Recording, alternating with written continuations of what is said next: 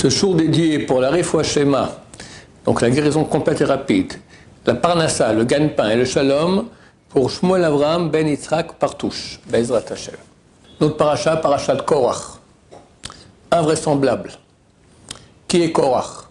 Lévi, le fils de Yaakov, avec 4 enfants. Kehat, Itzhar, Chevron et Uziel.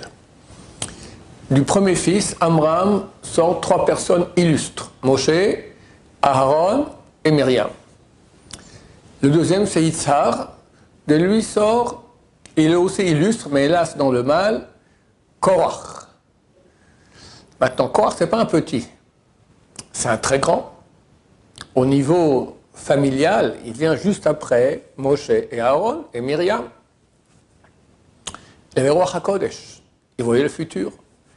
Il a vu que de lui sortirait un des plus grands prophètes de tous les temps, Shmuel Hanavi, sortirait 24 gardes de Lévi. C'est lui qui faisait partie des très peu de personnes du peuple juif qui pouvaient porter, qui avaient le droit de porter Aaron HaKodesh, le tabernacle dans lequel il y avait les tables de la loi. Donc c'est un type de qualité énorme. Et il fait une révolte contre Moshe Rabbeinu. Il va les convaincre. Beaucoup d'autres doivent se joindre à cela pour finir la terre s'ouvre et là-bas, lui et tous les gens, et tout ce qu'il a, même les nourrissons ont été avalés par la terre. Le grand péché de Machloket, de faire une dispute. Comme Rambam dit, même les nourrissons, ils sont punis par cela. C'est terrible. Qu'est-ce qui lui est arrivé? Il est arrivé à un point où même il est devenu kofer. Il ne croyait plus en Dieu. Il a dit à Moshe Rabbeinu, ainsi on dit tous les gens qui étaient avec lui, tu as inventé la Torah. On était, nous, au Mont Sinaï, on a entendu Dieu parler. Ils disent, tu n'es pas mieux que nous. Mais qu'est-ce qu'ils ont entendu? Au Mont Sinaï, le peuple d'Israël n'a entendu que 2 paroles des 10 paroles. Le reste, c'est Moshe Rabbeinu qui a entendu. Donc j'ai dit, tout le reste, c'est toi qui as inventé. Il n'y a que les 2 premières paroles. Et ils ne croient plus en Moshe Rabbeinu. Je ne comprends pas. Tu as vu que Moshe Rabbeinu, ce qu'il a fait, la sortie d'Égypte, engloutir les Égyptiens, la manne, c'est pas n'importe quoi, le don de la Torah. Qu'est-ce qui lui est arrivé?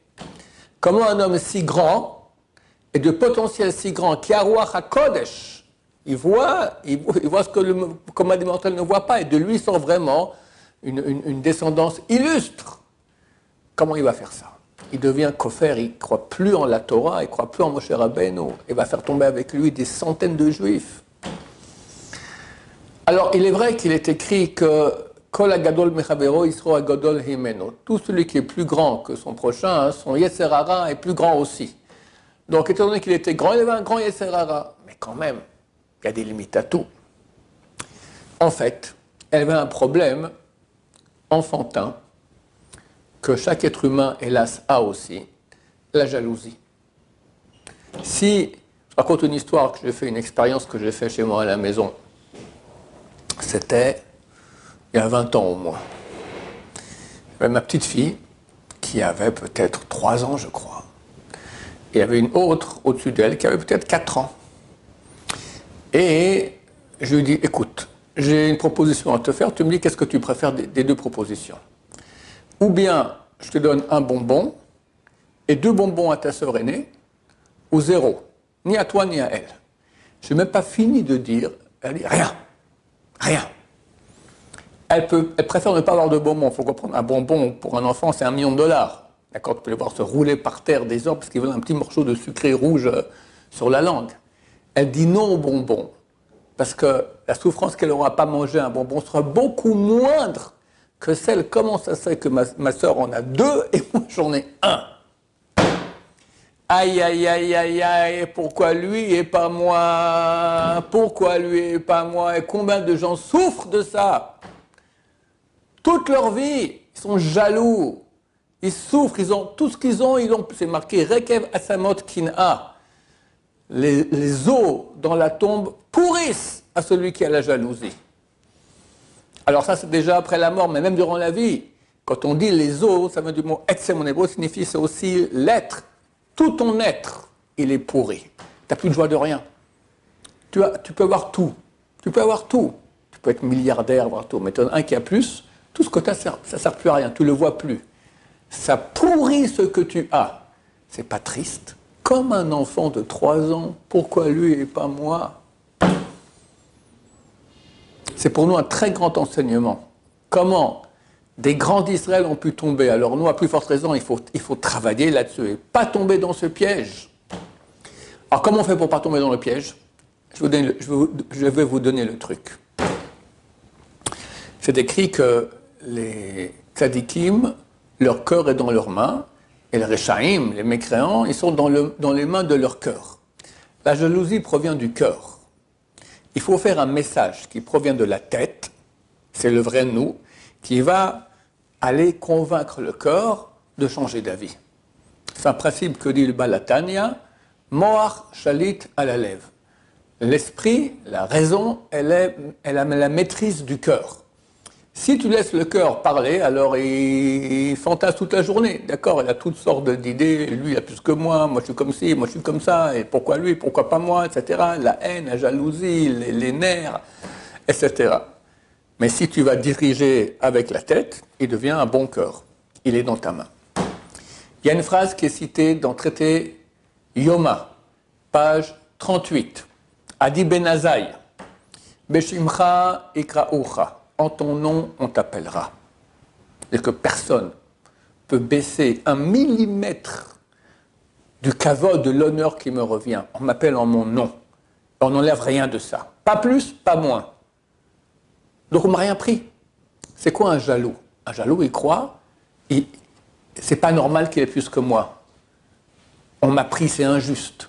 Non, c'est pas injuste du tout. Il a son compte à lui, il a ton compte à toi. Et toi, on t'a rien pris, on t'a rien pris. Suite des paroles des sages d'Israël dans ce partie du traité Yoma, page 38. Uve mekomcha yoshivucha. On t'assoira à ta place. Personne ne prend ta place. Tu as tous les honneurs que tu dois recevoir, tu les reçois. Ensuite, ça continue. Umishlecha itnu lach. Ce qui te revient, tu le recevras. Personne ne te prend rien. Et aucune royauté peut toucher une autre royauté, même d'un cheveu. T'es un roi, chacun se prend pour un roi. Il est un roi chez lui à la maison, il est un roi dans ce qu'il fait, il est roi sur lui-même. On ne peut pas toucher un cheveu de cela. Si la personne se répète cela 100 fois par jour, quelqu'un il sent qu'il est jaloux, il se répète ça 100 fois par jour, moi je garantis, au bout de quelques jours c'est fini, il n'y a plus de jalousie. Ça part. Tu comprends que tu n'as rien à faire avec lui. Est-ce qu'on a déjà vu une fois un escargot qui est jaloux d'un taureau? C'est idiot. Ben, c'est exactement ça. On n'a pas de relation avec les autres. Il ne me prend rien. Il y a lui et sa vie, il y a moi et ma vie, et on n'a rien à faire ensemble, on n'est pas en concurrence. Les sages d'Israël disent que tous les gens qui ont le même métier, ils se haïssent. Parce qu'ils sont en concurrence. Le Rav Hades, une fois, il a raconté, le Rav Yehuda Hades, le père de Rav Yaakov Hades qui est au Kotel. Il a dit qu'une fois, il a parlé avec un balayeur de rue. À l'époque, il y avait encore ça, les gens qui balayaient à la main. Dans son quartier. Et il commence à raconter que l'autre balayeur de rue, qui est dans la rue au-dessus, il ne sait pas faire son travail, tati, tatata. Ouais, tout le monde est en dispute. Moi, on ne te prend rien. L'autre ne te prend rien, tu n'as pas à être jaloux de lui, on ne peut pas te toucher de quoi que ce soit. Ça, si Korach avait fait cette leçon, il ne serait pas tombé. Lui et toutes ses familles, et toute sa fortune étaient extrêmement riches. On dit, je crois en français, riche comme Crésus. Mais la source est dans la Torah. Achir ke Korach, riche comme Korach, il est extrêmement riche. Et tous les nourrissons et tout ça qui sont morts. Yaakov Avinu a demandé qu'on n'appelle pas son nom. Dans Divrei Yamim, dans les chroniques où on parle des gens qui sont nés, alors on dit Korach, Ben Lévi, on parle même des enfants de Korach, mais ça commence comme ça, après on arrive à Korach, Ben Yitzhar, Ben Lévi, Ben Israël. Israël, c'est Yaakov Avinu. Mais ici, dans notre paracha, on ne cite pas Israël.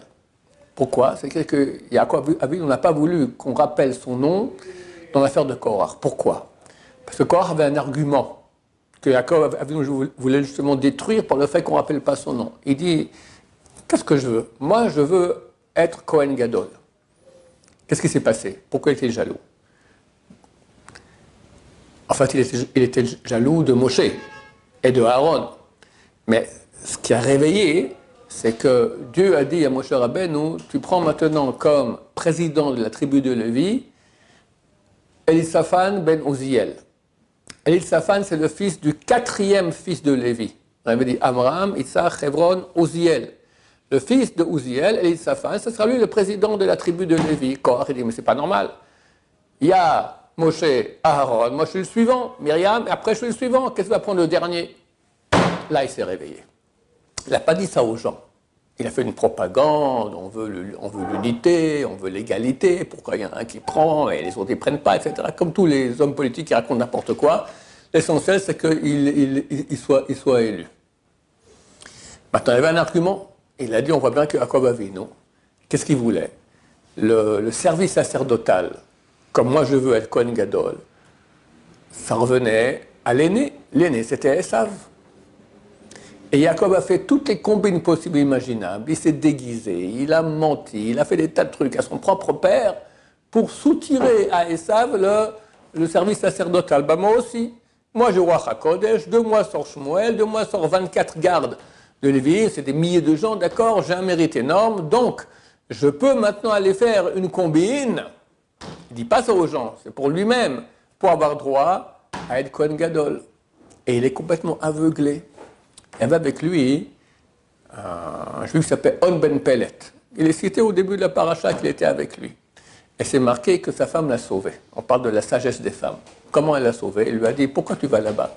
Comment, pourquoi je vais là-bas? C'est pas normal, il faut changer ci, il faut changer ça, tatati, tatata, toutes sortes de slogans qu'il a appris de Korach. Sa femme lui dit, non mais en fin de compte, qu'est-ce que tu gagnes toi? Aujourd'hui tu es numéro 2 par rapport à Moshe Aaron. Après, tu seras numéro 2 par rapport à Korach. Tu ne gagnes rien. Sors de cette histoire-là. Et il a convaincu. Le Rav Chaim Shmulevitch, c'est le grand Rosh Yeshiva de Mir, il a dit, arriver, pourquoi Chazal dit que sa femme était intelligente? Parce qu'arriver, quand on est dans la dispute, on devient aveugle. On croit qu'on a raison à tout prix, alors qu'on peut avoir complètement tort. Arriver à faire un raisonnement simple, comme elle l'a fait, tu ne gagnes rien, c'est un grand courage. Il a accepté. Il a dit, ok, bah, qu'est-ce que je fais? Il dit, je m'en occupe. Elle lui a dit, je m'en occupe. Elle l'a saoulé. Il a bu un bon vin comme ça, un bon Beaujolais 133. Complètement saoulé, il l'a mis au lit. Hop, il dort. Attends, ça ne suffisait pas. Pourquoi? Parce que lorsqu'il y a eu la grande manif, ils sont venus le chercher. Il aurait pris même sous, rien que pour l'amener, montrer qu'il est là. Alors elle s'est mise à l'entrée juste après l'entrée de la tente, elle a dévoilé sa chevelure, elle a commencé à se coiffer. C'était des gens qui étaient quand même censés être des sadikim. Ils voient une femme qui n'est pas en pudeur, ils ne sont pas rentrés. Pourquoi elle a fait ça? Elle aurait pu faire que ça, que les cheveux. C'est dit non, mais quand mon mari il va voir qu'ils vont les chercher, il ne tiendra pas le coup, il va courir après eux. Donc, à lui, elle l'a saoulé, elle a fait le coup des cheveux, comme ça, elle a barré toutes les possibilités, bien que lui était d'accord avec elle, mais il est extrêmement fort. Et comme ça, il lui a sauvé la vie. Alors que la femme de Korach, c'est elle qui l'a poussé. Lui, regarde ce qu'il t'a fait. Les Lévim, à un moment, on voit dans les parachutes d'avant, qu'ils ont dû complètement se raser. On t'a complètement rasé, on a fait de toi, mais qu'est-ce que c'est cette histoire-là? Seulement, je sais pourquoi il se prend, et tatati, tatati, tatati, tatata, et il le met dans le panneau. Comme ça, comme quoi la femme peut avoir une influence très négative ou très positive sur le mari.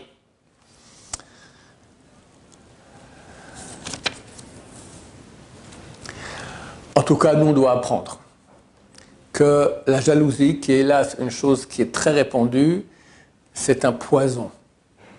C'est un leurre. C'est complètement faux. C'est un film que les Sarah nous fait vivre, qui non seulement va amener beaucoup de mal sur nous, évidemment on parle Lashon Hara, évidemment on fait Aïn Hara, évidemment on a de la haine, toutes ces choses-là qui sont les choses les plus graves du judaïsme. Et en plus, ce qu'on a, nous, on ne le gagne pas.